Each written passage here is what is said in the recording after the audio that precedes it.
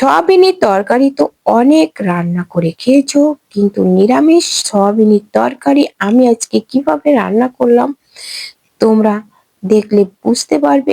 এত সুস্বাদু হবে এই সয়াবিনের তরকারিটা খেতে যে মাছ মাংস রেখে এই সয়াবিনের তরকারি খেতে বাধ্য হবে। আর একবার খেলে তো আঙ্গুল চাটতে থাকবে। নমস্কার বন্ধুরা, সবাই কেমন আছো? আশা করি সবাই ভালো আছো। আমার পল্লীচরণী কুক সেন্টারে নতুন একটা পর্ব দেখার জন্য সবাইকে জানাই স্বাগতম। তো দেখার শুরুতে একটা লাইক করে দিও। এই যে দেখো, আমি সয়াবিনের তরকারি রান্না করার জন্য সয়াবিনটা আগে থেকে এই যে জলে ভিজিয়ে রেখেছিলাম। তো এইভাবে দেখো, চেপে চেপে আমি 2-3 বার জল পাল্টিয়ে ধুয়ে তুলে নেব। তো এই সয়াবিন কিন্তু দেখো বেশ বড় বড় সয়াবিন করা। তো এই সয়াবিন গুলো নিতে হবে বড় দেখে। অনেকটা আবার আছে যে ছোট ছোট হয়, ওগুলো থেকে এই বড়গুলো খেতে কিন্তু ভালো লাগে। নিয়েছি দেখো, আলু কেটে নিয়েছি ছোট করে, একটা টমেটো, আদা নিয়েছি কেটে একটু ছোট করে, আর 4টে কাঁচা লঙ্কা। আর এখানে নিয়েছি দেখো বাদাম। আমি কয়েকটা বাদাম নিয়েছি, বাদামগুলো একটু এভাবে বেছে নেব। তো দেখো, আর এদিকে দেখো কড়াইতে 1 বাটি জল দিয়ে দিলাম। জলের ভিতরে দেখো দিয়ে দিলাম আলুগুলো। আলুগুলো একটু সেদ্ধ করে নেব। আর এর সাথে দিয়ে দিলাম কাঁচা লঙ্কা আর একটা টমেটো দিয়ে একটু সেদ্ধ করে নেব। দিয়ে দিলাম হলুদ আর লবণ। লবণ হলুদ দিয়ে সেদ্ধ করে নেওয়ার জন্য দেখো একটু ঢাকা দিয়ে রাখলাম। আর এদিকে দেখো আদা আর 1 চামচ জিরে আমি বেটে নেব।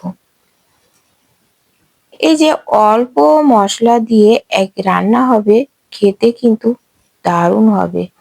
তো তোমরা দেখতে থাকো যে কিভাবে আমি রান্না করি। এইভাবে রান্না করলে সয়াবিনের তরকারি উম দারুণ হবে খেতে। তো আর দেখো, কিছু বাদাম নিয়েছি আমি, বাদামটা বেটে দেব। তো এই যে দেখো, শিলপাটাতে বেটে নিচ্ছি। তোমরা চাইলে কিন্তু মিক্সিতেও বেটে নিতে পারো। তো শিলপাটাতে এই বাটনা করে রান্না করলে স্বাদটা যেন আমার কাছে আরো বেশি ভালো লাগে। তো এই যে দেখো, বাটনা করে তুলে নিচ্ছি। এবার দেখো ঢাকনা খুলে নিলাম। নিয়ে এই যে আলুগুলো দেখো সেদ্ধ হয়ে গেছে। তো আমি এবার কিন্তু এই যে টমেটো আর এই যে কাঁচা লঙ্কা দিয়েছিলাম সেটা তুলে নিয়ে এই যে দেখো টমেটোর খোসাটা ছুলে ফেলে দিলাম। আর এই যে টমেটো আর কাঁচা লঙ্কা দিয়ে আমি এই যে একটু বেটে নিচ্ছি। তো এটা বাটনা করে রেখে এদিকে কড়াইটা পরিষ্কার করে একটু সাদা তেল দিয়ে এই সয়াবিন গুলো ভেজে নেব।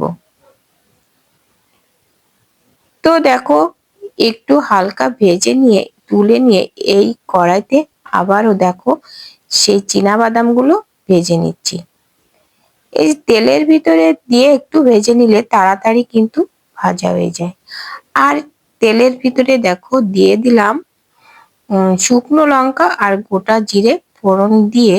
তো জিরে আর আদা বেটে রেখেছিলাম সেটা দিয়ে দিলাম।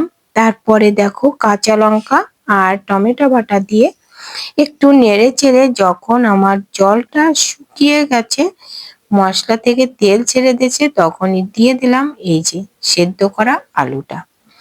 দিয়ে একটু নেড়ে চেড়ে এই যে ভেজে রাখা সয়াবিনটা দিয়ে দিলাম। দিয়ে এবার একটু ভালো করে কষিয়ে নেব। আলু মশলার সাথে এই সয়াবিনটা একটু কষিয়ে নেব। তারপরে দিয়ে দিলাম দেখো শুকনো মরিচের গুঁড়ো। আর দেখো দিয়ে দিলাম সেই বাদাম বাটাটা। দিয়ে এবার নেড়ে চেড়ে নেব। তো একটু নেড়ে চেড়ে কষিয়ে নিয়ে সেদ্ধ করার যে জলটা ছিল সেই জলটা কিন্তু আমি দিয়ে দিয়েছি। তো আলু সেদ্ধ করার সময় হলুদ ছিল, তো এজন্য আমি আর কিন্তু হলুদ এখানে দেইনি, যেহেতু আমাদের হলুদ একটু কম খাই তো এজন্য। আর একটু মিষ্টি, সামান্য একটু মিষ্টি দিয়ে দিলাম। দিয়ে এবার দেখো দিয়ে দিলাম গরম মশলার গুঁড়ো, দিয়ে একেবারে সিম্পল রান্না, খেতে কিন্তু দুর্দান্ত হবে। তো তোমরা একবার হলেও এইভাবে রান্না করে খেয়ে দেখো বন্ধুরা, মুখ ফিরবে না। আর দেখো ভেজে রাখা বাদামটা একটু গুঁড়ো করে তো দিয়ে দিলাম এর ভিতরে। এই বাদামের কুচি যদি গালে পড়ে না, খেতে অদ্ভুত লাগে। তো বন্ধুরা, নিরামিষের দিনে যদি এইভাবে রান্না করো, খেতে কিন্তু দুর্দান্ত হবে। তোমরা একবার হলো এইভাবে রান্না করে খেয়ে দেখো। এই যে দেখো রান্নাটা কিন্তু রেডি হয়ে গেছে, নামিয়ে নিয়েছি। দেখো কত সুন্দর কালারটা এসেছে। কম হলুদ দিয়ে কিন্তু রান্না করলাম, একেবারে কম তেল মশলায়, দেখলে তো একেবারে কম তেলে কিন্তু রান্না হয়েছে, দারুণ হয়েছে। তো বন্ধুরা, কমেন্ট করে জানিও, আর পারলে বন্ধুদের সাথে একটু শেয়ার করো।